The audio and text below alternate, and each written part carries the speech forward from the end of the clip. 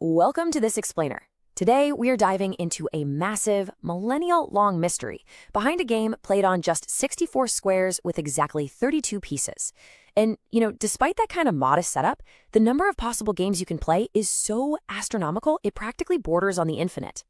But behind every single one of those moves, well, there's a really rich history of ancient courts, brilliant scholars, and global conquests. So you really have to wonder, how exactly did a mysterious ancient wargame, one that was played pretty much exclusively by caliphs and kings sitting on patterned carpets, manage to completely conquer the modern world? The true, absolute origin of the game is still kind of shrouded in the mists of history, which honestly just adds this awesome layer of mystery to the whole shebang. Just picture a timeline stretching all the way from a 13th century tent in Spain straight to a busy modern city park today. On one end, you've got Muslims and Christians playing together back in the days of King Alfonso X. On the other end, modern players completely locked into a match. Seriously, whether you're watching steam rise over crowded marble boards in the hot baths of Budapest, or just strolling past players in New York Central Park, this game beautifully transcends time and geography. Section 1. The Mysterious Ancient Origins. Okay, let's start at the very misty beginnings. The game actually traces its deepest roots back to ancient India or Persia. In fact, according to the great 14th century scholar Ibn Khaldun, the invention of chess is tied to a legendary Indian scholar and wise man named Sasa bin Dair. And what's absolutely crucial here is how the ancient military structure of Chaturanga directly laid the foundation for the game we all know today. The word chaturanga literally translates to having four limbs, and that wasn't just some poetic metaphor, it directly represented the four branches of the ancient Indian army: the elephants, the cavalry, the chariots, and the infantry. So while it wasn't exactly modern chess, it's 100% the direct ancestor of our game. And before long, the game really started to travel. Historic texts tell us about this literal passing of the cultural baton. An Indian ambassador physically brought the game right into the Persian royal court. The Persians totally embraced it. They modified it, folded it into their own war games, and most importantly, they gave it the name Shatranj. Section 2. Across the Islamic world. As the centuries rolled on, the game was just enthusiastically absorbed into Arab and Islamic culture, which kicked off this massive golden age of strategy. You could almost feel the intense concentration of the players in the royal courts. Chess became deeply, deeply ingrained among the elites and the caliphs. Sure, it was popular with the general public, but it was absolutely beloved by the nobility. This era actually gave us some of the undisputed masters of the board, legendary minds like Al-Razi, Ibn al-Nadim, and Al-Adli. And here's where it gets super recognizable for us. These ancient cultures actually evolved the pieces themselves, morphing those chariots and elephants into our modern lineup. Just think about the progression. The ancient Furzan, or general, evolved into today's queen. The rook, meaning chariot, became the rook. The fil, or elephant, transformed into the bishop.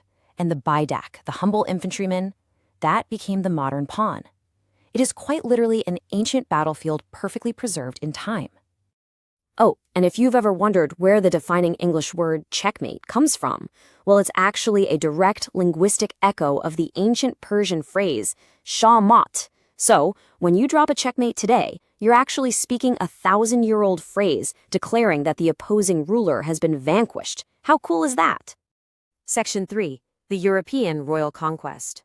So, from the east, we can follow the physical spread of the board into Europe through trade routes, conquest, and just massive cultural exchange. Just track this incredible momentum. It really kicked off when the creative musician Ziryab brought chess to Andalusia in Spain way back in the early 9th century. From there, it leaped across the Pyrenees Mountains into France. By the year 1000, it had amazingly hit the Viking trade routes. We even have records of King Canute the Great playing chess all the way up in Scandinavia in 1027. And by 1058, the game was so prized that Countess Amasinde of Barcelona was literally gifting crystal chess pieces to a monastery in southern France. Think about the sheer scale of cultural exchange happening here. These ancient carved pieces traveled along Asian trade routes all the way to the steppes of southern Russia. Historians have literally found them on Viking trade routes, sitting right next to Arabic coins and Buddhist statues. The game was truly a global currency of intellect. But hey, the rapid spread wasn't without its friction, right?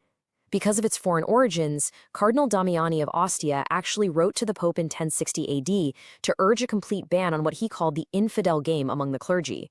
Imagine getting that worked up over a board game.